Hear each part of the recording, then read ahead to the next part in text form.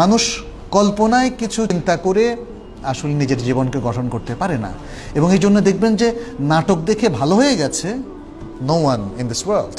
Cinema দেখে ভালো হয়ে গেছে, নো। গান শুনে ভালো হয়ে গেছে, কনসার্টে গিয়ে ভালো হয়ে গেছে। এই জন্য আমরা বলি যে আসলে দেখুন, প্রচার মাধ্যম এই জিনিসগুলোকে পৃষ্ঠপোষকতা দিয়ে দুনিয়ার বিলিয়ন্স অফ পিপলকে ইনভলভ করে ফেলেছে, যদিও তার মধ্যে এক ফোঁটা ডেভেলপমেন্ট বা উন্নয়ন বলতে কিছু নেই, না দুনিয়ার না আখিরাতের। একই অবস্থা আপনি দেখেন ফুটবল, ক্রিকেট।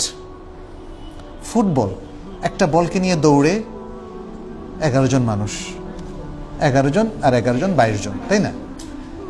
এর মধ্যে এত উৎফুল্ল হওয়ার কি আছে? আসলে আমাদের মাইন্ডসেটটা করে দেওয়া হয়েছে। প্রচার মাধ্যম, পত্রিকায়, খেলার পাতা দেখবেন এখন শিল্প রচনা করা হচ্ছে, শৈল্পিক লেখা। ফুটবলের যে ডিসক্রিপশনগুলো এত সুন্দরভাবে দেয়, যারা সাপোর্টার তাদের সারাদিন খালি ওটা পড়তে ভালো লাগে। প্রচার মাধ্যমগুলো আমাদের মাইন্ডসেটটাকে পাল্টে দিয়েছে, যে একটা বল নিয়ে দৌড়াদৌড়ি করে আর ওটা এখন বিলিয়ন্স অফ পিপল দেখে। আর প্রচার মাধ্যমগুলো এখন নামাজের সমালোচনা করে, কোরবানির সমালোচনা করে, সিয়ামের সমালোচনা করে, যেগুলোর মধ্যে আমাদের দিনেরও কল্যাণ, দুনিয়ারও কল্যাণ, আখিরাতের কল্যাণ, সেগুলো এখন অনেক প্রচার মাধ্যম নেগেটিভলি দেখানোর কারণে আজকের অনেক শিক্ষিত মানুষ মনে করে দত্তরি এই সমস্ত ধর্মকর্মের কোনো প্রয়োজন নেই।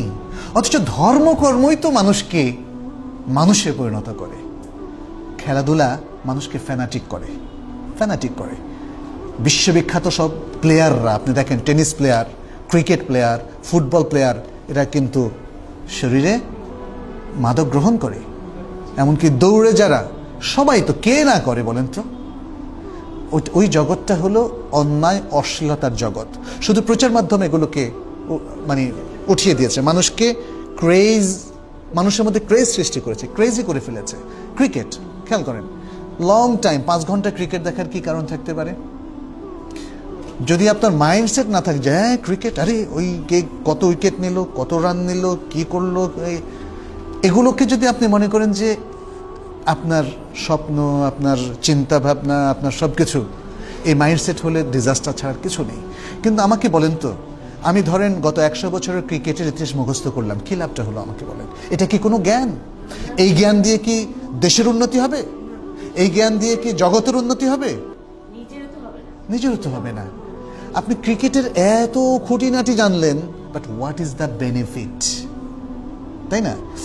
প্রচার মাধ্যমগুলো এই ক্রেজগুলো সৃষ্টি করছে যাতে করে মানুষ তাদের জীবনের মূল লক্ষ্য থেকে দূরে সরে যায়, যাতে করে মানুষ তার রবকে ভুলে যায়, যাতে করে মানুষ অন্য মানুষের প্রতি রবের দেওয়া যে দায়িত্বগুলো আছে সে দায়িত্বগুলো থেকে বিচ্যুত হয়। অতএব আমাদেরকে দিনদারির প্রতি গুরুত্ব আরোপ করতে হবে, এবং আমরা পরিবারভুক্ত যারা আছি, বিশেষ করে প্রথমেই স্বামী এবং স্ত্রী, বাবা এবং মা, একে যেন অন্যকে আমরা হেল্প করি। আমরা যেন সামান্য কারণে অভিমান এত বেশি না করি যে আজকের অভিমান টানতে টানতে 10 বছর টানলাম। এটা কিন্তু হয় না। আপনি আজকের রাগারাগি, আজকের অভিমানটা আজকের মধ্যেই কবর দিয়ে ফেলা উচিত।